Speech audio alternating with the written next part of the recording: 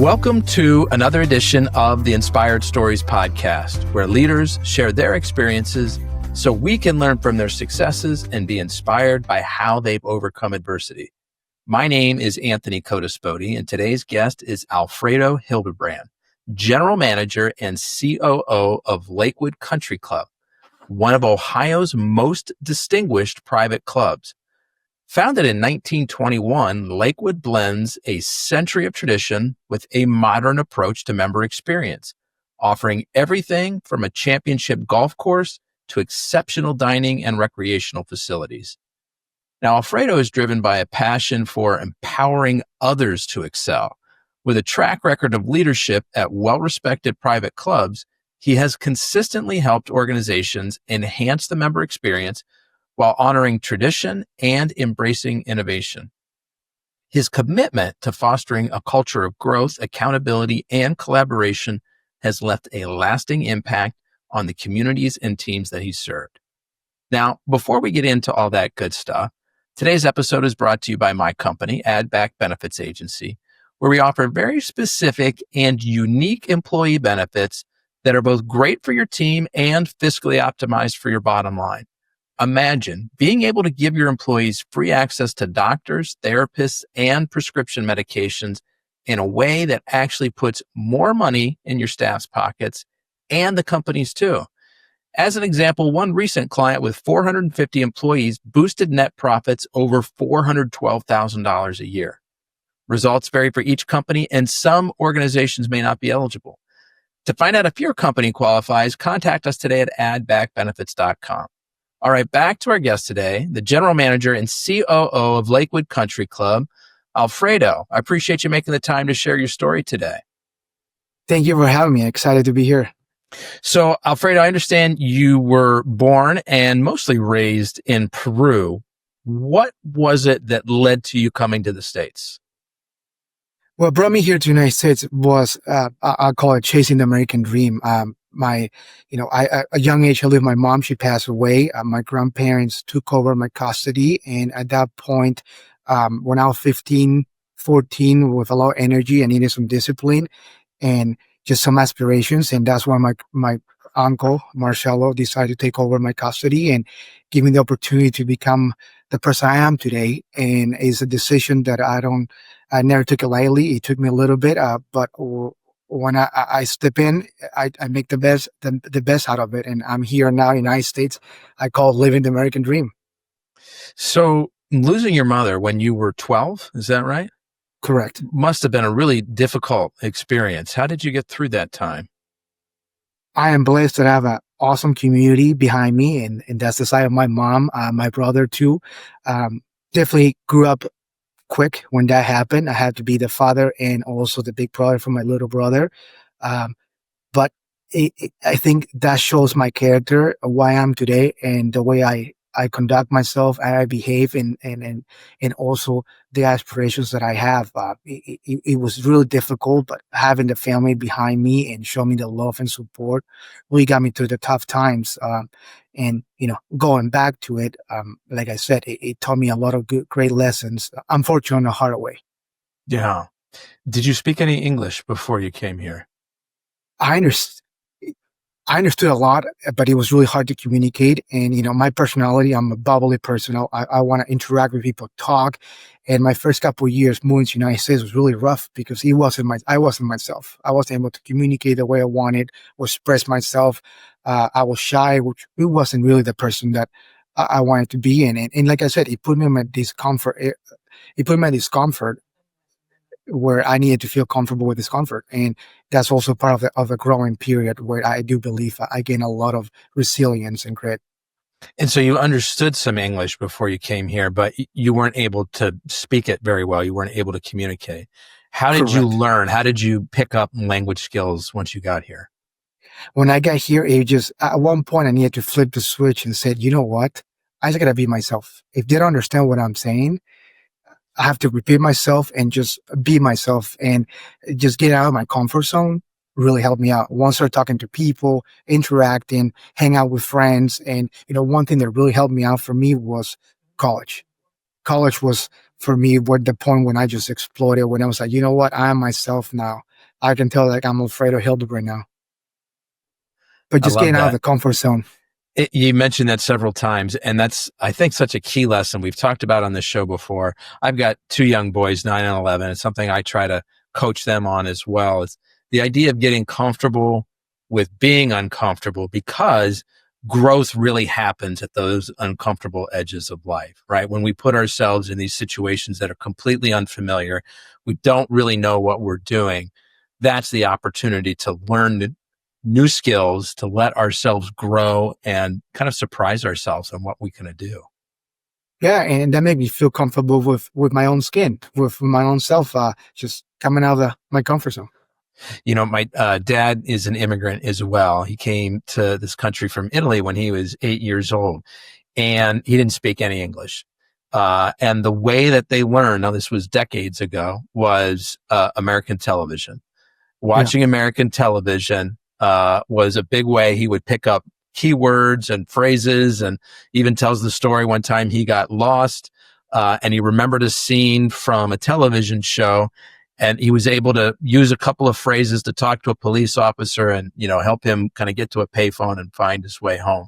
Where, I don't know, obviously much different times, but did you just sort of like engross yourself in what was going on around you in high school? Did you find some help from YouTube or television shows yourself?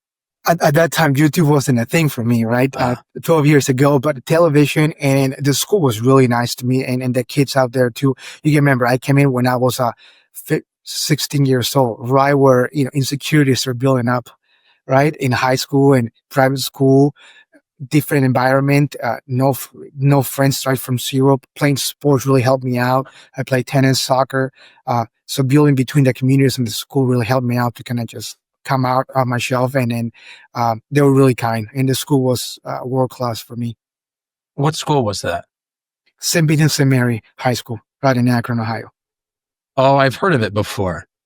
Yeah, LeBron James went to my high school. That's what it is. LeBron James went to your high school. I love that. Okay, so Alfredo, you've been working at golf courses and country clubs for years. How did you first get drawn into this space? Is, you know, I never thought I would be working at clubs. My idea with hospitality was interacting with people, building community, and I always wanted to work in hotels and travel all over the world. I did my first internship working for the Big Mouse in Orlando at Disney World, and I really just fell in love with that setting. No big fan of Disney itself, but like the way they conduct themselves. I was running the business, huge. That was my first experience. Then started bartending at my local college bar, Kansas State University, and one of my fraternity brothers just mentioned that the club that he was working bartending was looking for an intern, and I applied. And since then, I never came. I just fell in love with clubs. One thing that I love about clubs is the community between the clubs, and it's something bigger than yourself. And the community is just the membership is just incredible, and that's how I fell in love with clubs. Mm. And during this time, as you fell in love with clubs and you kind of moved around to some different roles, you had the opportunity to lead some pretty significant transformations at notable clubs prior to Lakewood. Was there a defining moment in one of your previous roles that really shaped how you lead and innovate here at Lakewood? Yes, I will say my previous club, Sycamore Hills Golf Club, we faced out there a complete turnaround situation. The morale was low, standards had slipped, the culture needed rebuilding, and we knew that before we could raise expectations and improve performance, we had to invest in our people. Through consistent communication, clarity, and care, we built trust and create a culture of belief, pride, and accountability. Um, the follow was nothing short of transformational. We began going toe to toe with some of the top clubs in the country, despite being in a smaller market. We started setting trends and not just following them. And the experience really shaped how I lead today. And it's something I always carry with me is you take care of people, they'll take care of your business. Did you have a good mentor in that role that kind of showed you the way, or was this sort of figuring it out on your own? I will say I probably have the best mentor in the industry. His name is Chris Hampton. I worked for him for close to 11 years. He's my mentor. A really great friend, one of my best friends as well. He's my son's godfather and godmother. But I had the pleasure to work with him, and he always drilled in my brain that you take care of your people, and they'll take care of you and your business. And uh, I was his sidekick for 10 years, and we just accomplished incredible things. But the things that we were the most proud of is the way we affected people's life positively. Take And care of those your things, people and they'll take care of you. yeah. Yeah, I like that. And so how did the opportunity to join Lakewood Country Club come about? It was a calling. Lakewood was going through a huge golf course renovation, and they needed somebody that's going to help them take them to the next era. We had at that point some of the key staff members. I previously worked with them. I consider them great friends and mentors. And when that opportunity came along, it was a calling. It was like coming back home. I knew the membership. I deeply care about the community. Cleveland for me is home. And on top of that, I knew that leadership team that I felt like they will set me up for success. And when I got the call, it was a dream coming true, coming back home and leading the renaissance of what we are going right now. Renaissance. Explain that more. What do you mean by that?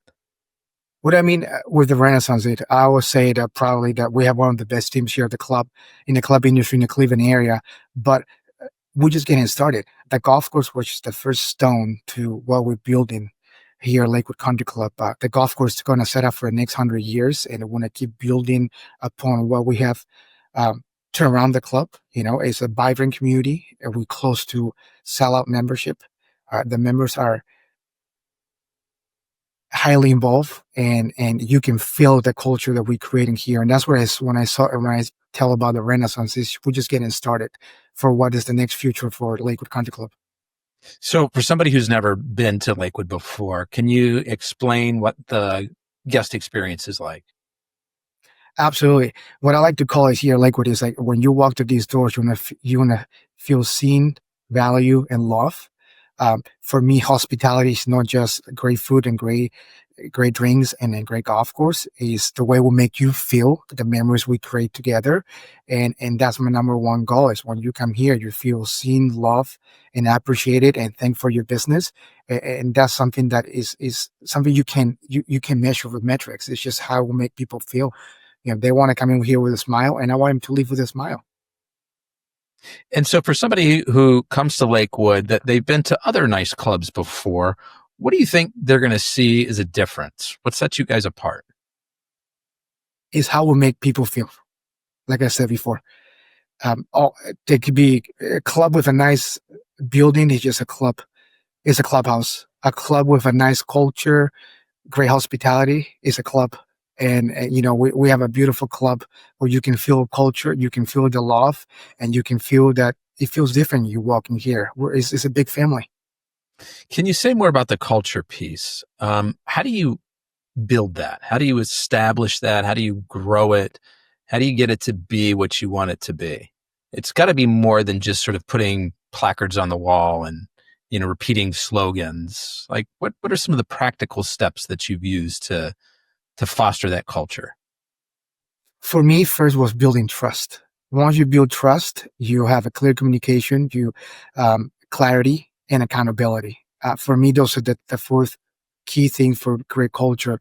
But once you build trust, then you can start communicating your vision, share your inspired vision, and then from there, that's when you start moving from point A to point B to point C. And in the meantime, you also have to hold people accountable. Right? Accountability is key. Sometimes showing some tough love, but tough love is good. That's where people grow the I most. wonder if maybe you can share share a personal story that kind of illustrates your leadership philosophy that emphasizes, energy, empathy, empowerment. Maybe a personal, specific example that, kind of shows how that kind of shows up in the day to day there. For me, it's like I talk to every single staff member that I have here. I always allocate, like culture. People think that for culture you have to spend money. You don't. You have to spend 5 seconds per person, 7 days. Little things like how you doing? How's your mom doing? How's your vacation? How's your kids doing? Those simple interactions. That's where you start building trust. I spend probably 2 to 3 hours a day just talking to members or employees. And you say, well, that's probably a waste of time. It's not. It's not, because when they walk in, they're excited to talk to me. They're excited to tell me about their vacation. And if the big cheese, the CEO, cares about their life, their personal life, that means like that's really powerful. It's a little thing like the dishwasher. Hey, thank you for staying later. I see you doing a great job. I appreciate you. For the cook, a great dinner service. Hey, great job. Everything came out. The food came out sexy. Thank you very much. That means something. They always remember that. They always remember those little simple interactions. And I always remind my managers, my entry levels and mid level managers, that micro interactions create macro impacts. It's those little interactions that make a big thing. For example, a young family coming with the kids, and I straight up gives a little kid a fist bump. Guess what? That kid is so excited to come to the club because the big boss gave him the fist bump. So for me, those micro moments make macro moments, and it's key. It's key. And that's Those what I'm telling you. micro moments made macro moments. Yeah. And you don't have to invest money to create culture. It's just be a genuine, true leader and be a world-class human. So, Alfredo, your culinary offerings have gotten a lot of attention for their bold seasonal flavors. What's your approach to pushing creative boundaries while also ensuring that consistency and quality that people expect? I have incredible chef. He's actually, when I first started here at the club, he was the sous chef, and now he's executive chef. I was the food and beverage manager, grew to clubhouse manager, now general manager. But him and I, we have a great relationship, and collaboration helps. Social media, seeing what's out there, um, pushing the envelope. I'm always constantly challenging him. Yeah, okay, you did a great wine dinner. What else can we do better? What else can we start? Steal ideas from different places and bring it back here. I encourage him to go outside the box. It's a great relationship between the back and the front of the house, right? Like the plate can look good, but the way we present it and sell the plate is also part of the experience. So that communication between both front and back of the house are key. And also offering plates the members feel comfortable with the more in touch, right? We sell our chicken piccata. That's a signature dish here at the club. It's such an old dish. The chef does his little spin into chicken piccata to bring it to the more nice style, right? And there's times where I let him go crazy, and there's times that, hey, we got to go back to the basics where members feel comfortable eating, because at the end, we're not a Michelin restaurant, right? You come here 3 times, 4 times a day, and you can imagine members can get really tired with your food really quick. And my goal is for these guys to come in as often as they can. So we're constantly challenging my culinary team to be creative with flavors and colors, presentations, and a variety of dishes that we offer. Excuse me. We're talking about, Alfredo, how you spend a lot of time just being present and talking with your employees, quick little interactions. Probably some of them are a little bit lengthier, where you get an opportunity to coach or mentor them. Can you think of a particular instance where your coaching, your mentoring really helped a team member at Lakewood, and kind of seeing the long-term impact that it had on their growth as well as the club's success? Like I said, of everything I have accomplished, top 7 culinary programs, best wine list, increasing the bottom line. The thing that I'm the most proud is the way I impact my team's life on a positive way, and the lasting impact that I can make. Through my 10 years of leadership, I had a lot of coaching. I like to say that I'm a part-time part-time CEO, full-time life coach for my employees. Unfortunately, 3 years ago, I have an employee that was living with depression, highly abusing drugs, depression. Great kid. I saw the potential that he had in him. I spent a lot of time with him, even though sometimes I questioned why I kept him that long. But I spent a lot of time with that person, and now seeing him how he's thriving now on the other side, making an impact on the club that he's working, is probably one of the biggest rewards that I have on my career, because changing people's life is what gets me excited. Like I said, all these accolades and everything that I do in the club, anybody can do it, but the way I leave a place a better place, my people, my team, I think that's something that people will always remember. He's the general manager that takes the time to talk to me, takes the time to listen to me, and if I'm a bad day, I can go and just blue steam with him and just feel better. But I think that's the thing that I love the most about my job is like every day I have a chance to make somebody's life better, from a member to a kid to an employee. And that's what I love about my job. If you ask my wife, it's like, she goes, this is, like, you love your job. I'm like, I do. Because I come to work and I talk to people all the time and have an opportunity to make the difference in somebody's life, from doing a special celebration on their anniversary to a wedding to just celebrating little things, wins. And then the same thing goes to the other side. I think you used the phrase, the ability to change someone's life. In this particular example, it sounds like you may have had a role in saving his life.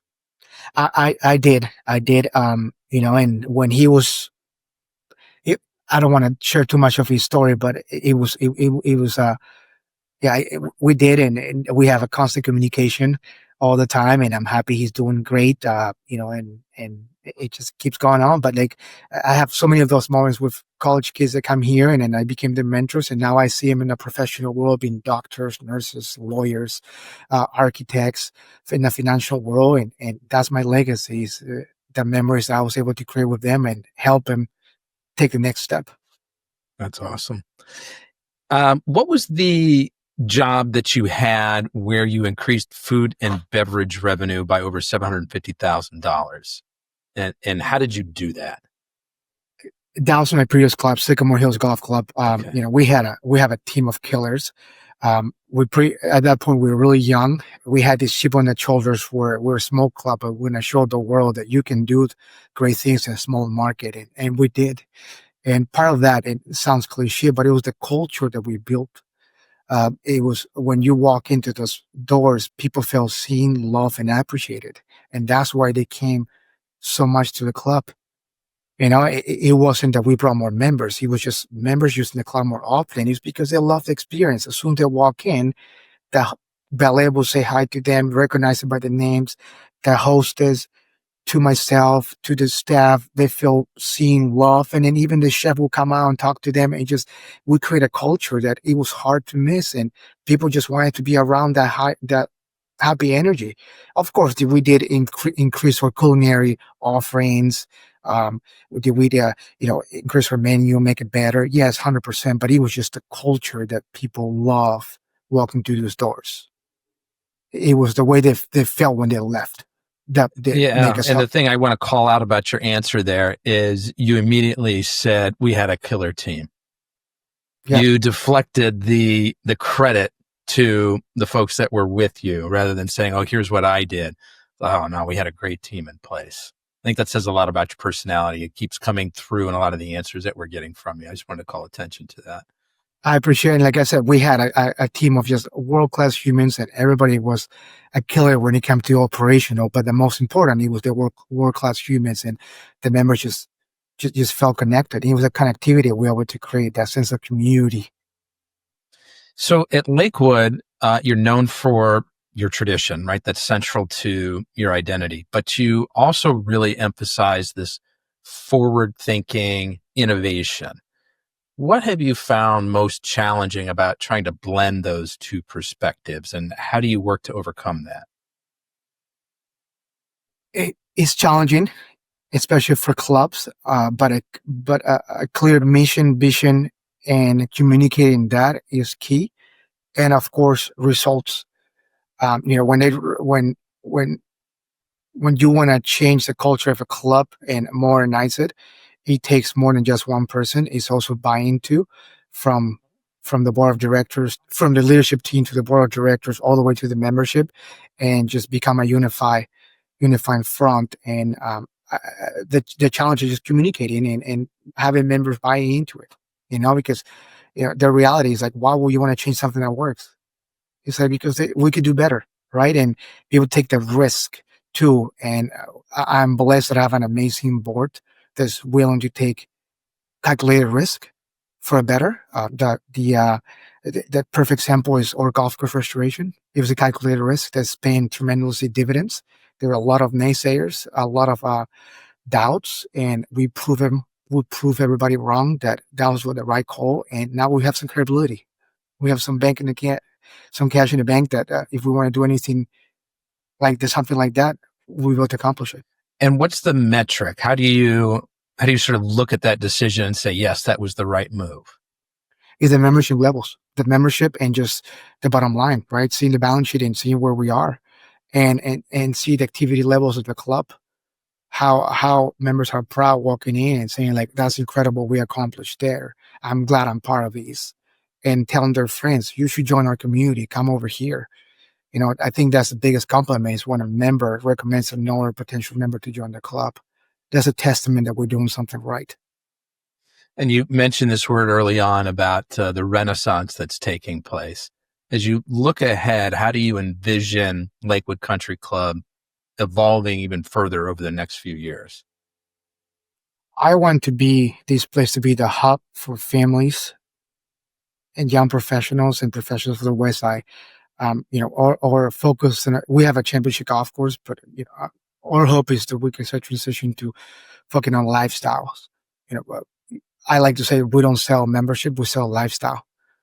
And I think that's powerful, right? Like it was where you not only just come here to play golf, but you come here to play golf, to work out, to have a great breakfast, work from home here at the club, interact, where you celebrate your important anniversaries, your birthdays, your big life milestones. And I want to be a hub for community here at in the West Side of Cleveland.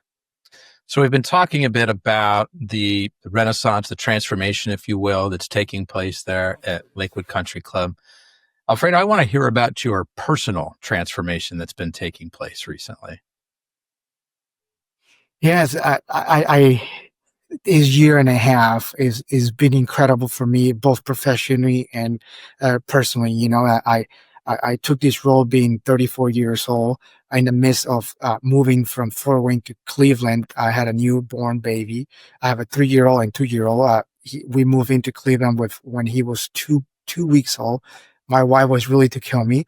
I take over this new challenge, and 3 months later, after I took the role, 6 months later, we're taking ground for a new golf course restoration. We're, building a new culture here at the club, breaking records, both from, member involvement to or revenue.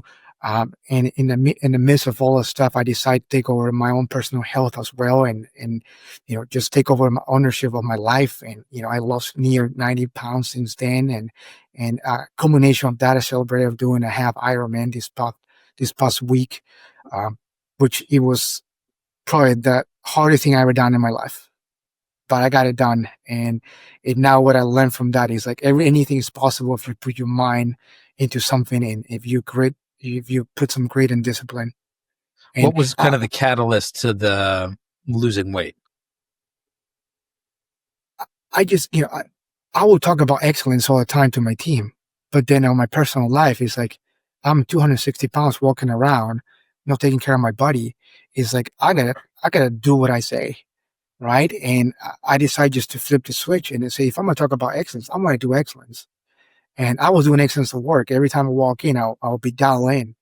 But it was more on personal life, and I do feel like the way you conduct yourself, as well, you show yourself is a mirror of your habits and your discipline. And I needed to make the change, and that helped me to be more presence at home, more presence at work, and be a better leader.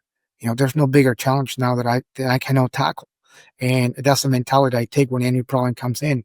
If I can do an Ironman and lose 90 pounds in a matter of 12 months, I can tackle any challenge, and that's the mentality that I bring to work every day. It's like, okay, if somebody brings a problem, okay, what's the solution? Like we know the problem. Let's come up with a plan. Let's come up with a solution. Let's grind it out. Let's figure out a way so we can come your way as winners. When you decided that you wanted to embrace excellence for your personal fitness, what was the first step that you took? Did you immediately make the decision that I'm going to enter a half Ironman? Did that kind of come later? Like what were those first steps like that kind of got you some inertia, some momentum? I have a great group of friends, leaders, managers that work with me. And like I said, we're a big family. They're the ones say, hey, you got kids, you got to take care of yourself. And between that, my family too, reminding me like you're working too much, like you should be taking care of your body. But also for myself, I just wanted to be more present and have the energy. I was giving everything I have to my job. And when I go home, I was just tired. I didn't have the energy. and seeing that I'm missing those times with my kids playing around because I was tired, that was kind of flip the switch. It's like, you know what? I need to do better, not only for me, but for my family, for my kids, for my employees, for my team, for my club community. They deserve the best version of myself. And that's when I flipped the switch. And it started with little things with my diet to just moving around a little bit. When I feel like I can do more, then this crazy idea of the half Ironman came along and everybody doubted me, said, "You crazy. There's no way." I'm like, no, I want to do it. And I got it done. I got it done. Do you have any other goals like that? Do you want to do another half Ironman? Do you want to do a marathon? Do you how do you think about this going forward? Yeah, this is, when crossed the finish line, it wasn't just I'm done. This actually, as I was crossing the finish line, I'm starting a new journey, right? They just sparked something in me, and I'm not gonna ease down on that. It's just a lifestyle now, and I got actually in a week I have an Olympic triathlon. I'm gonna do the Akron half marathon in September, and I'm gonna do a full marathon in January in Miami. And sounds crazy. I haven't asked tell anybody, but my mind now is on the full Ironman. But I want to give my family and my team a little more time. It was kind of crazy when I took over this challenge first. A lot of stress, and my wife is the queen. She took a lot of that responsibilities while I was absent and working out. I was putting close to 17 hours a week, training for these, and I want to make it a little more, build the foundation, and I want to do a full Ironman, hopefully by 2027. But I do have another half Ironman on the books for next year to Oh, beat that's my time. incredible. Wow. What was the biggest dietary change that you made? For me, I fast. I started fasting, intermittent fasting. That really helped me set up some some discipline on when I'm eating, when I'm not eating, and then from there to just be more alert of what I'm eating, right? Like processed food to fried food. I eat pretty clean now. Try to eat organic as much as I can from home, but also that's example for my kids too. My kids are eating pretty healthy too. Like we don't eat sweets. And I feel like too, like all the habits that I'm creating for me and my family is going to pay dividends for my kids as well. My kid sees me working out. Now he wants to run. He goes, "Daddy, let's go ride a bike." Let's go swim. So my oldest one is so active, and it's one of the proudest moments seeing my oldest kid running with me as I was cramping out on mile 7 of the half marathon of the Ironman, and him being so excited and calling me Ironman.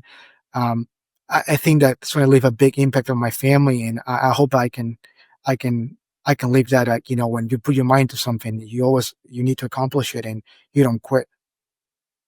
What's your superpower, Alfredo? My superpower, I will say, is connecting with people. I have these, I won't say skill, but connecting with people. That's what I love the most. Like you put me in a room and if you put in a room with 5 people, we'll become best friends in a matter of 30 minutes.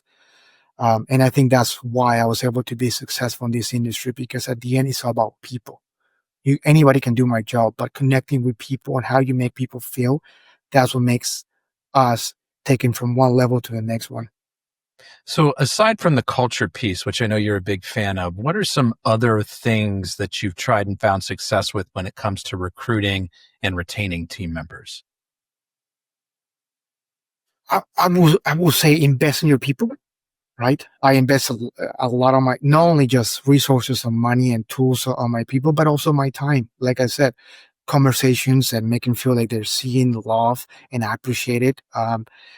And the other thing is people want tough love. As much sounds bad, but they want a good feedback, and I give a lot of tough love. I'm honest. And I think when they come join my program, I'm upfront with them. It's like, you come over here, I'm going to make sure that you're successful, but also I'll make sure that you're a world-class human, and that I'm going to hold you accountable. And accountability is key. And as much, sometimes could be tough on my employees in a good way, they appreciate it. They go back and go, you know what? I'm glad you call him out. I'm glad you hold me accountable for what I could do better.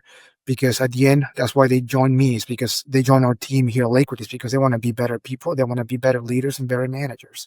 It's my responsibility to pay tribute to that.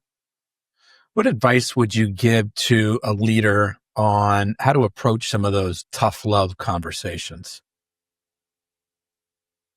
It's just getting comfortable with with uncomfortable, right? Like if for me it's hard because I'm a yes person. I am a let's connect. I'm a people person.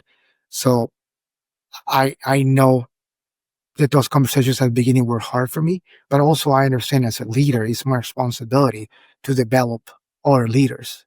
And the only way you can develop is by giving true feedback. And it's the bad, the good, and the ugly. You know, I give high five when somebody does a great job in front of everybody, but somebody fails or can do better. I close the door, bring them over here, and then we have a good conversation. Say, hey, listen, here's my feedback. Here's how we can do better. Help me help you understand how can we can be, what can I do to help you be successful? But it's always a coaching. I'm not the guy that closes the door and just rips somebody apart. That's not the way I manage or lead. I will never do that. It's always opportunity to learn. I like that. Alfredo, if you were going to recommend a resource to somebody that's been helpful for you in your development, whether it's a book, a podcast, a course, what would that be? Ooh, I will say I love Simon Sinek, and I will say Leaders Is Last. That's one of my favorite books. Or Everything Starts with Why. I think And, everybody and got to know him through What Is Your Why, right? That yeah, famous TED Talk. Yeah. Where's Your Why? But Leaders Is Last. That's true servant leadership, and that's what I feel like my leadership philosophy hits the nail. The leadership philosophy, right? You empower people, you hold them accountable, and you give them space to grow. Say more about that. Say more about how servant leadership shows up for you in your day-to-day at Lakewood. Is the micro moments, right? Listen them, empower them, offering their tools and resources, and hold them accountable. I'm the first one, and it's the same thing. Is I want also my employees to hold me accountable if I'm not doing great. I always constantly asking for feedback from my employees to my managers because it's the only way you can get better. And for me, one of the biggest tools and resources that I can have is just raw feedback from members or employees. It's the only way you get better. How about some daily practices, Alfredo, that either help to get you started or keep you on track, keep you centered throughout the day? Yeah, so I started these when I started this new transformation of me in 2024. I start with movement in the morning. I have to work out, go on a walk, or you know, play with my kids, but just move. I try to spend a little quiet time for myself too. I started my gratitude journal, so it's been close to 8 months since I started every day. I have my gratitude journal. I write something I'm grateful for, something that I'm looking forward to, and just thanking anybody. Could be my wife, my employees, and just recognizing something. And what it does for me is that I start my day just be thankful and grateful for what I have or what I've done, and for the people that I have in my life. So it helps me keep grounded, humble, and just it's a perfect way to start my day. And if I miss it that morning, I start doing the day. But there's two things that I always start every morning. Those two things is movement and just be grateful. Yeah. I think that gratitude element is so key. This kind of showed up in a funny way for us the other day in our house. Um, we were going through the calendar. My kids have days off from school coming up next year. And so my wife and I are kind of coordinating which days she'll stay home, which days I'll stay home. And I was getting a little bit frustrated because most of the days were kind of falling to me. And I had to kind of flip the switch. And as I'm sort of sighing on each, entry I'm making into the calendar, I said, you know what? I love my kids and I'm grateful that I have the flexibility and the opportunity to stay home with them. And so I think, sometimes it's just finding that gratitude in those small moments where you find yourself kind of veering off into being ungrateful or frustrated. Yeah, I see you're nodding your head. You agree. Yeah, life gets so busy, like I have 200 plus employees, 395 families, um, working a lot in the summertime and working out and all that stuff. And sometimes you just forget that little things make a big impact, and little things like just being grateful about my wife, and taking over responsibilities at home, and for my absence where I'm, working or working out, or like little things that an employee did for me so I can be successful in my job. It's incredible. I highly suggest it to anybody. You realize that how lucky we are, and all the things that we have in life. Alfredo, sometimes our mistakes, and I put that in air quotes, end up becoming our greatest teachers. What's one early career moment that seemed like a setback at the time, but actually propelled you forward? I would say early in my career, I tried to prove myself by doing everything alone, right? I learned quickly that delegating and trust aren't signs of weakness, but they are foundation of great leadership. And if I try to do everything here in my role, I'll be here all the time. And that's probably one of the things that I struggled the most my first 2 quarters of the new general manager role. Transition from assistant general manager to general manager CEO is completely different dynamics. And trusting your employees, delegating, empower them, is not only key for you to accomplish more stuff, but just also give the outlet for your mid-level and head departments just to grow as well. Mm. What's something you do for fun? Lately, Pure enjoyment. pure enjoyment. I like boating with my kids. I just, I'm so stuck with my phone all the time because employees, members, it's the way that I roll with the business. I always want to be present. But like when I do that, I just flip the switch and I'm just there. I'm just there with my kids and my wife. Alfredo, what's the best decision you've made for your career and why? The best decision I made was invested in people and in, um, prioritizing culture and team development. Results fall after that. And it's not coincidence. It's a formula, right? Invest in your people. And, that's my profession about, personally was choosing my boss, not my work. When I follow my boss, it was because I chose my boss, not the work. And I think sometimes people just want to take these glamorous jobs and go to this beautiful place, but you really, when you're young and hungry, picking the right boss can play a lot of dividends down the road. And for me, it was the best decision. I worked for one boss for 10 years, and listen, he was tough to work with sometimes, but he gave me all the tools and resources and the tough love that I needed to be successful on my job right now. And to this day, I'm so grateful and thankful that I made that decision to pick my boss, not my job. Well, that's so interesting. That mentorship really provided a framework for you going forward on how to approach your roles and how to approach managing people. Correct. And I tell any young manager is like, don't pick the job, pick your boss. That person's going to help you become the person you want if he's the right person that you choose. And that's what I did. I worked for the same person for 10 years, and I don't think I will learn or even experience what I've experienced somewhere else. As you think ahead for the next couple of years, Alfredo, what do you think some of the, or maybe one of the biggest changes that are coming to your space is? Um, Clubs are becoming a lifestyle communities, and the future is in holistic experiences, fitness, family, food, and flexibility. Those who embrace change while honoring tradition will lead the way. That's, And so I think what does that's that look like, that holistic kind of experience? What are some wellness. things that people are introducing to clubs or thinking about introducing to clubs that maybe 20 years ago were unheard of? It's a lifestyle, right? So one-stop shop is where you walk in and that's where you get massaged. That's when you work out. That's when you get your hair done. That's where you play tennis. That's where you play work. That's golf, dining room. Um, uh, how people see food now too, right? Is a holistic way. People want to see what calories they're eating, what kind of food they're eating, where they're getting their food. Um, and just a lifestyle. That's your valid proposition. If how many, it's not just a beautiful clubhouse. It's just more than just that. It's Mm. lifestyle communities.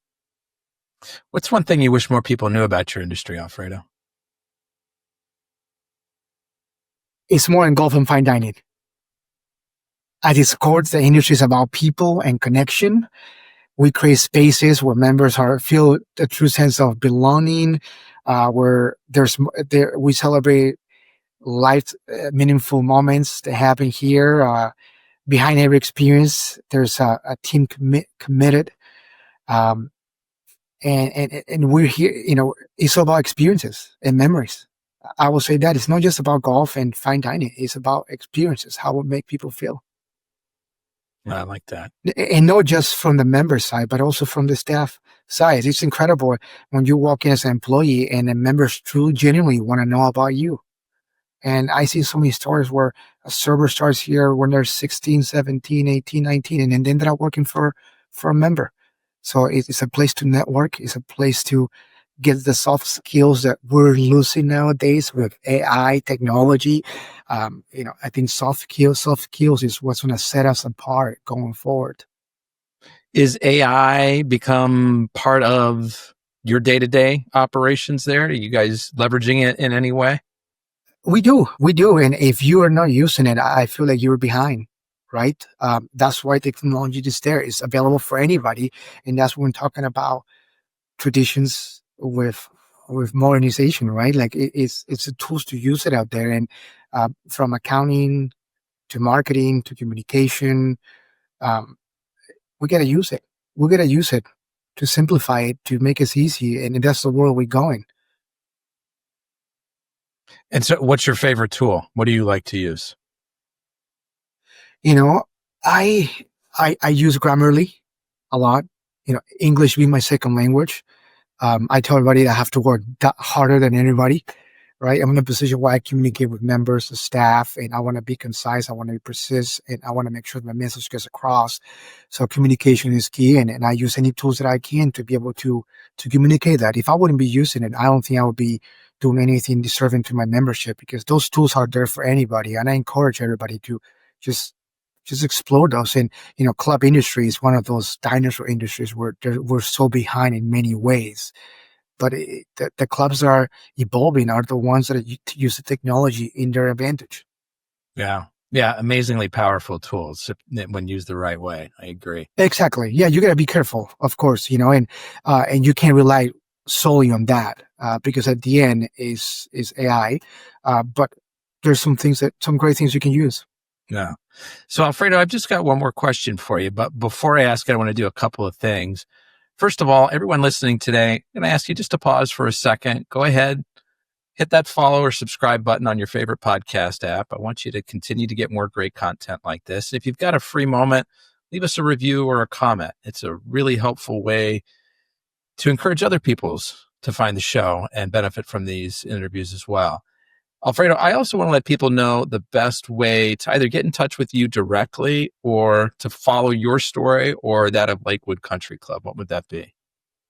That'll be to LinkedIn, I will say. I'm pretty active on LinkedIn. It's one of my goals for 2025 is write one article a month. So between that and showcasing what we're doing here at Lakewood Country Club, showcasing my people, our team, and then also follow Lakewood Country Club and see all the great things we're accomplishing. Our team keeps growing, our culture keeps getting better, and our membership keeps growing as a result of that. And really excited to That's awesome. So last question for you, Alfredo. You and I reconnect a year from now and you're really excited. You are celebrating something big. What's that one thing that you're celebrating a year from now?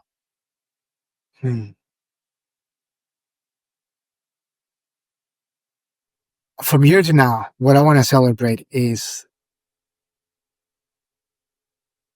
my key that I can sustain what I'm doing in my personal life, right? Be a present father, husband, leader. And my goal, hopefully by then, I accomplish a full Ironman, which is a big task to take. I hope that I can say, hey, I accomplished that 140 miles plus.